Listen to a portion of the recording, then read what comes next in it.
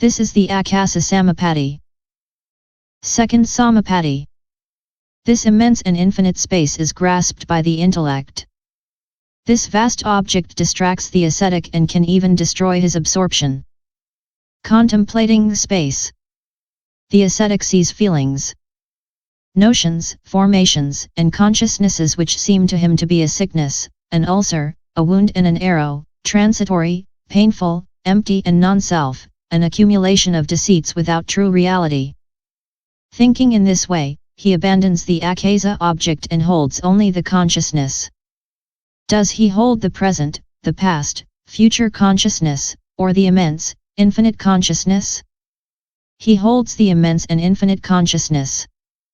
Since this consciousness is immense and infinite like akasa, the absorption is called the absorption of the sphere of infinite consciousness. Third Samapatti. This immense and infinite vijnana is perceived by the intellect. This vast object distracts the ascetic and can destroy his absorption. On contemplating this consciousness, the ascetic perceives sensations, notions, formations, and consciousnesses which seem to him to be a sickness, ulcer, wound and an arrow, transitory, painful, empty and non-self, an accumulation of deceit, without true reality. Thinking this way, he destroys the image of vijnana, rejects the vijnanayatana and praises the sphere of nothingness. Destroying the images of the vijnana, he fixes his mind on nothingness, and this is what is called the absorption of sphere of nothingness. Fourth Samapatti. In this akimkanyayatana, he perceives sensations, notions, formations, and consciousnesses that seem to him to be a sickness, an ulcer, a wound, an arrow, transitory, painful, empty and non-self, an accumulation of deceit, without true reality. While he is meditating thus, the sphere of non-consciousness seems to him to be an ulcer and the sphere of consciousness seems to him to be a sickness, an ulcer, a wound, and an arrow. For him, the sphere par excellence is the sphere of neither discernment nor non-discernment. Question. But the naive samjnana samjnayatana involves sensations, notions, formations, and consciousnesses. Why do you call it neither discernment nor non-discernment? Answer. There is discrimination in this sphere, but as it is very subtle and hard to perceive, we speak of non-discrimination. On the other hand, since there is discrimination, we add not non-discrimination.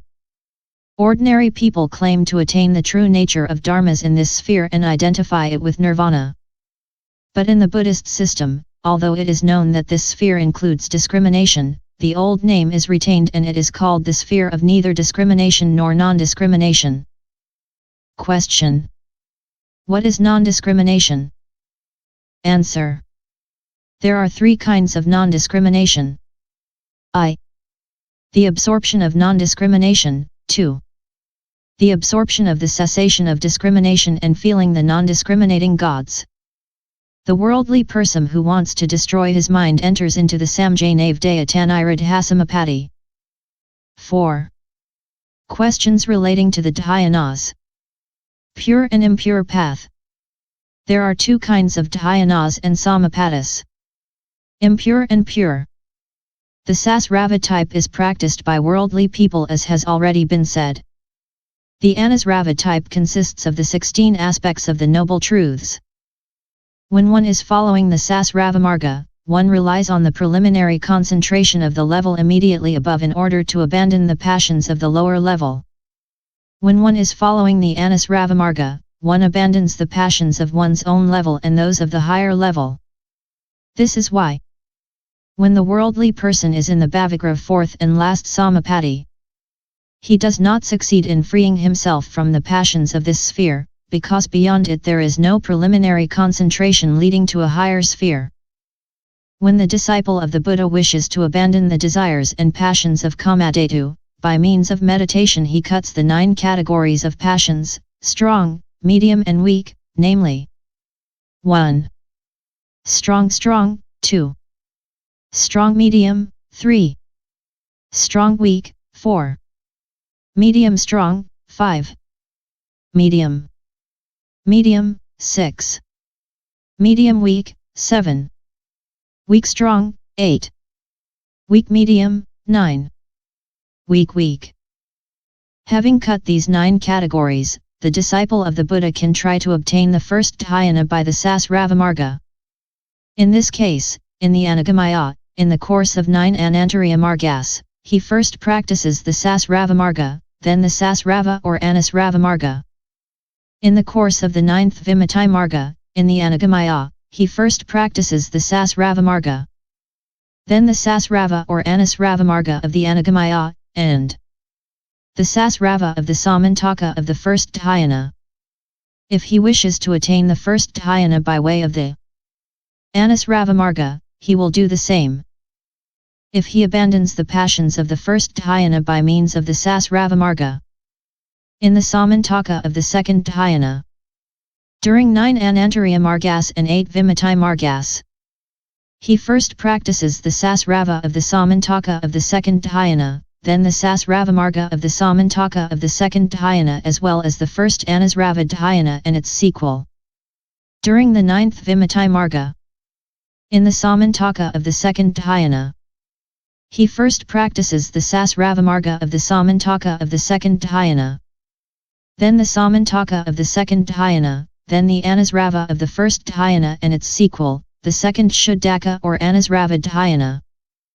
If he abandons the passions of the first dhyana by means of the anasravamarga, during the course of 9 anantaryamargas and 8 vimuktimargas, he first practices the anasravamarga of his own level, the sasrava or anasrava of the first dhyana and its sequel.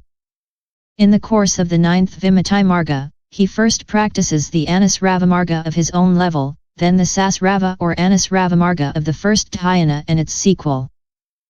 It is the same in the practice of the other concentrations from the second shuddhaka or anasrava dhyana up to the abandonment that characterizes the akimkanyayatana. In the abandonment that characterizes the naive samjnana samjnayatana, during the 9 anantaryamargas and 8 vimuktimargas, he practices just the universal anasravamarga. In the course of the 9th vimuktimarga, he practices the roots of good of the threefold world and the anasravamarga. Thus he drives out absorption without mind. Development of the dhyanas. There are 2 types of development. I. Development by acquisition, 2. Development by practice. Development by acquisition is to obtain now what one had not earlier obtained. Later one will cultivate the thing itself and its general complement. Development by practice is to cultivate at present that which one had earlier obtained. But later one will not cultivate the complements. These are the different developments in the course of the dhyanas and the samapatis. Types of concentration. In brief, the characteristic traits of the dhyanas and the samapatis are 23 in number, 8 concentrations of enjoyment, 8